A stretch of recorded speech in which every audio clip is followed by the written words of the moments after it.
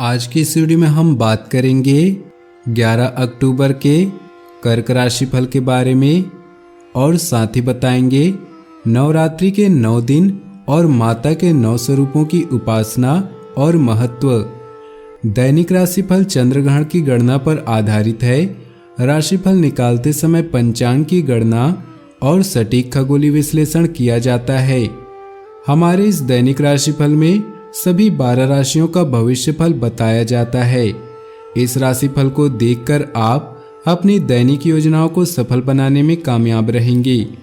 आज के राशिफल में आपके लिए नौकरी, व्यापार, लेन देन, परिवार और मित्रों के साथ संबंध, सेहत और दिन भर में होने वाली शुभ अशुभ घटनाओं का भविष्यफल होता है। शुरुआत करते हैं आज के पंचांग से। 11 अक्टूबर 2020 दिन रविवार, भाद्रपद मास के कृष्ण पक्ष के नवमी तिथि शाम 5:46 तक रहेगी। इसके पश्चात दसवीं तिथि आरंभ हो जाएगी। पुष्य नक्षत्र रात्रि 1:11 तक रहेगी। इसके उपरांत आश्लेषा नक्षत्र आरंभ हो जाएगी। सिद्धि नामक योग रात्रि 10:40 तक रहेगी। इसके उपरांत श्राद्ध नामक योग आरंभ हो जाएगी। सूर्य कन्या राशि और चंद्र कर्क राशि में रहेगा। आज का अभिजीत मुहूर्त अर्थात किसी भी महत्वपूर्ण कार्य को आरंभ करने का शुभ समय सुबह 11:43 से दोपहर 12:30 तक रहेगा। आज का राहु काल अर्थात अशुभ समय शाम 4:27 से शाम 5:54 तक रहेगा। इस समय कोई भी महत्वपूर्ण कार्य आरंभ न करें। नवरात्रि में 9 दिनों तक माँ के 9 स्वरूपों माँ शैलपुत्री, माँ ब्रह्मचारिणी, माँ चंद्रघंटा, माँ कुष्मांडा, माँ स्कंद माता, माँ कात्यायनी, माँ कालरात्रि, माँ महागौरी, माँ सिद्धिदात्री की पूजा क्रमानुसार की जाती है। माँ के ये स्वरूप अत्यंत कल्याणकारी और हर विपदा को हरने वाले हैं। माँ के इन स्वरूपों का अलग अलग महत्व है। नवरात्रि के 9 दिनों तक व्रत और पूजन करने वाले साधक का मन हर दिन अलग चक्र में स्थापित होता है। किस दिन साधक का मन किस चक्र में स्थापित होता है, जानने के लिए वीडियो को अंत तक जरूर देखिए। उससे पहले आपसे निवेदन है, अगर आप भोले बाबा के सच्चे भक्त हैं तो सबसे पहले वीडियो को लाइक कर दें, उसके बाद वीडियो आगे देखें। इस राशि वाले जातकों को आज विशेष रूप से कारोबार की चिंता सताएगी। इसका कारण पिछले काफी दिनों से आपके व्यवसाय का नियमित न होना है। लेकिन ध्यान रखें कि परेशान होने की बजाय अगर आप व्यवसाय की समस्या दूर करने का हल निकालने का प्रयास करेंगे तो आपके लिए बेहतर होगा। नौकरी, व्यवसाय आदि के क्षेत्र में यदि आप पूर्ण सुधार चाहते हैं तो आपको आलस्य और आराम का परित्याग करना पड़ेगा।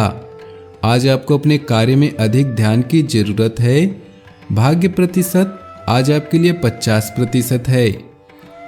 आज के दिन मन में खुशी का भाव होगा। अपने दोस्तों के साथ मौज मस्ती करेंगे। काम को लेकर स्थिति अच्छी होगी।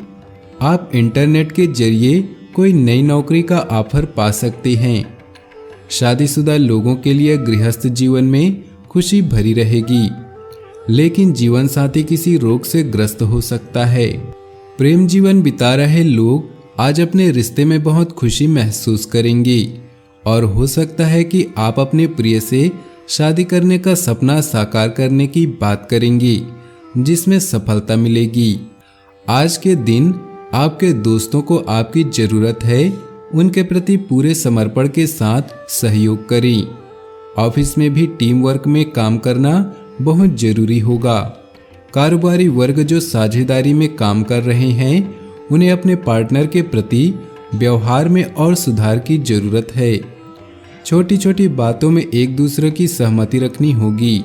विद्यार्थी और युवा वर्ग के लिए दिन सामान्य रहेगा। खान पान में कोई मनपसंद चीज खा रहे हैं तो उसकी मात्रा पर ध्यान रखें। ओवर ईटिंग नुकसानदेह होगी। परिवार में जीवन साथी के साथ संबंधों में खटास आ सकती है। छोटी छोटी बातों पर टकराव हो सकता है। आप अपने जीवन के निर्णयों को अपने हाथों में लेना पसंद करेंगी और यह एक अच्छी बात है। अपनी सारी ऊर्जा लगाएं और उसे प्राप्त करें जो आप किसी को पता लगने देने के बिना ही करने की कोशिश कर रहे हैं। मंथन करें तो आप महसूस करेंगे कि आप कितना कुछ कर सकते हैं। आपको वास्तव में किसी की जरूरत नहीं है। समय की गति आपके पक्ष में है। भविष्य की योजनाओं को लेकर पिछली नीतियों पर ही चलना उचित रहेगा। काम की व्यस्तता के अलावा परिवार व दोस्तों के बीच मौज मस्ती व घूमने फिरने में भी समय व्यतीत होगा। सब कुछ होते हुए जीवन में कुछ अजीब सा बदलाव महसूस करेंगी। कभी कभी काम में मन नहीं लगेगा। कानूनी मामलों में सावधानी बरतने की आवश्यकता है। बेहतर होगा कि आज इस तरह के मसले टाल ही दें। कहीं मोटी राशि लगाने से पहले पुनः विचार करना अति आवश्यक है। इस समय सेहत पर आपका खास ध्यान है। कोई मूर्खतापूर्वक रिश्ता आपको अपमान दिलाएगा। आपको लॉटरी, सरप्राइज या अप्रत्याशित तरीके से कोई उपहार मिल सकता है। खतरनाक मनोरंजन गतिविधियों पर धन व्यर्थ न करें। भावी कल्याण के लिए अपने शरीर और आत्मा का ख्याल रखें। आज आपकी भावनाएं बेहद प्रभावी रहेंगी। उत्साह और अवसाद को मन में न आने दें। अपने रोजाना के कामों से ऊब सकते हैं, इसलिए विश्राम के लिए आज का दिन उपयुक्त है। अपना व अपने प्रियजनों का ध्यान रखें और गाड़ी चलाते हुए सावधानी रहें। आत्मविश्वास और मेहनत ऐसी चाबियां हैं जिससे जीवन के हर ताले को खोला जा सकता है। प्यार और परिवार की बात करें तो अभी आप अपने रिश्तों में बदलाव लाने के बारे में सोच रहे हैं ताकि आप इसमें ताजगी और यौन सुख का आनंद ले सकें। हालांकि कोई झटका, अपमान या दुख भी आपके जीवन को प्रभावित कर सकता है, लेकिन किसी अच्छी खबर के लिए तैयार हो जाएं। आज अपना और अपने प्रियजनों का खास ख्याल रखें।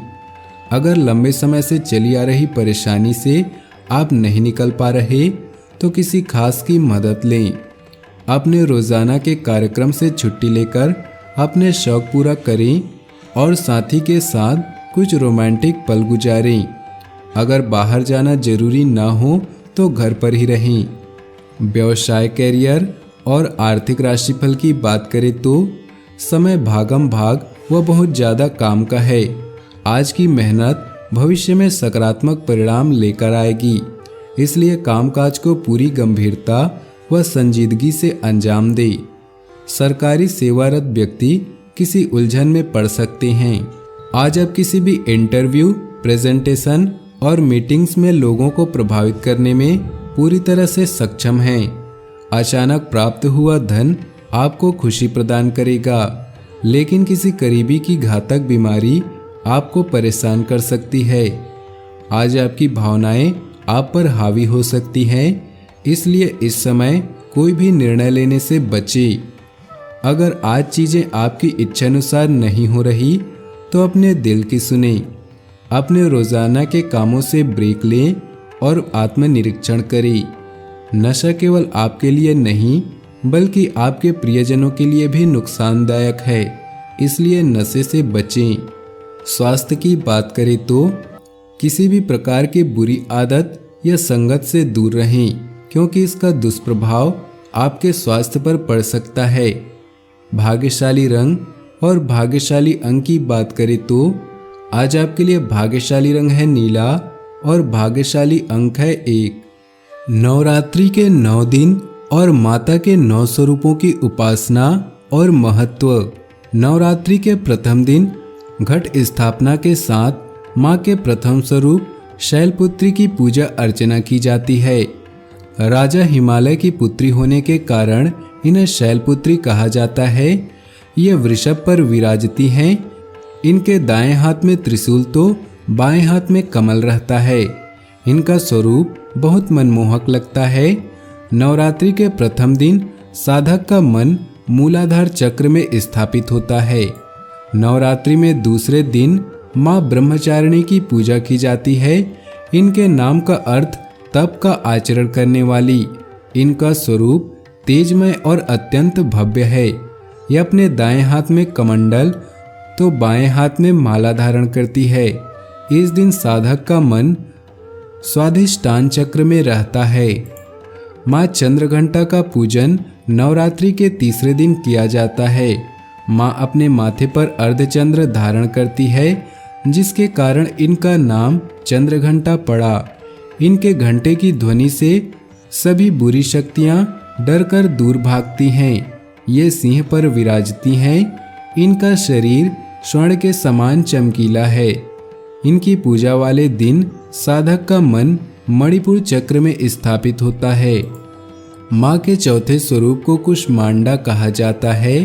कहते हैं जब सृष्टि में चारों ओर अंधकार था, तब इन्होंने ही अपनी मंद मुस्कान से ब्रह्मांड की रचना की थी, जिसके कारण इनका नाम कुष्मांडा पड़ा। माँ कुष्मांडा के पूजन के दिन साधक का मन अनाहृत चक्र में स्थापित होता है। माँ दुर्गा की पंचम स्वरूप को स्कंद माता के नाम से जाना जाता है।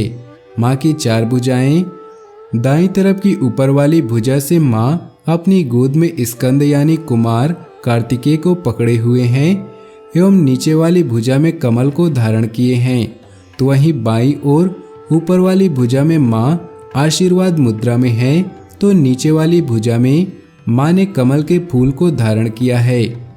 माँ का यह स्वरूप परम सुखों को देने वाला है। इस दिन साधक का मन विशुद्ध चक्र में स्थापित रहता है। नवरात्रि के छठे दिन माँ कात्यायनी के पूजन का प्रावधान होता है। इन्होंने कात्यायन ऋषि के यहाँ कन्या के रूप में जन्म लिया, जिसके कारण इनका नाम कात्यायनी पड़ा। नवरात्रि के छठे दिन साधक का मन आज्ञा चक्र में स्थापित रहता है। इस दिन साधक को अलौकिक तेज की प्राप्ति होती है। माँ कालरात्रि का पूजन नवरात्रि के सप्तम दिन किया जाता है। इनका स्वरूप देखने में भयानक है, परंतु इनका यह स्वरूप अत्यंत शुभ देने वाले कल्याणकारी है। माँ के इस स्वरूप से नकारात्मक शक्तियाँ दूर होती हैं, तो इनकी पूजा वाले दिन साधक का मन सहस्त्रार चक्र में स्थापित होता है। साधक समस्त तरह के भय से मुक्त हो जाता है और उसके लिए समस्त सिद्धियों के द्वार खुलने लगते हैं। नवरात्रि के 8वें दिन महागौरी का पूजन किया जाता है। माँ महागौरी के पूजन से समस्त पापों से मुक्ति मिलती है। इस स्वरूप में माँ गौर वर्ण में है, इसलिए इन्हें गौरी की संज्ञा दी गई है। माँ महागौरी को अन्नपूर्णा भी कहा जाता है। इनकी पूजा वाले दिन साधक का मन सोम चक्र में स्थापित होता है। नवरात्रि के समापन या नवमी तिथि वाले दिन माँ सिद्धिदात्री का पूजन किया जाता है। माँ सिद्धिदात्री समस्त कार्यों में सिद्धि प्रदान करने वाली है। इनके पूजन से साधक की सभी मनोकामनाएं पूर्ण होती है। इन्हीं की कृपा से शिव जी को समस्त सिद्धियां प्राप्त हुई थी। माँ सिद्धिदात्री से ही शिव जी अर्धनारीश्वर कहलाए। अपनी जीवन में खुशियां बनाए रखने के लिए नीचे दिए कमेंट बॉक्स में जय माँ दुर्गा अवश्य लिखें। आपका दिन शुभ हो, मंगलमय हो।